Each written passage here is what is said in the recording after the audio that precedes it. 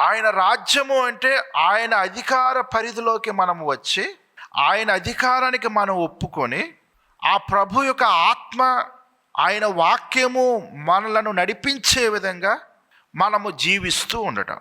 ఆయన నీతి అంటే విశ్వాసము ద్వారా మనము పొందుకున్నటువంటి నీతిని కాపాడుకుంటూ ప్రభు యొక్క స్టాండర్డ్స్లో పరిశుద్ధమైన జీవితాన్ని జీవిస్తూ ఉండటం. ఈ విధంగా ఆయన రాజ్యమును ఆయన నీతిని మొదటగా మనము వెతకాలి.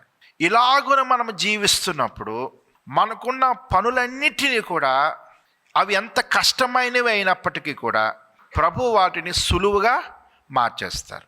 దేవునికి మొదటి ప్రాధాన్యత జీవితంలో ఇచ్చే స్థితి మనం కలిగి ఉంటే మనకున్న అవసరతలన్నిటినీ కూడా ప్రభువు తప్పకుండా తీరుస్తారు.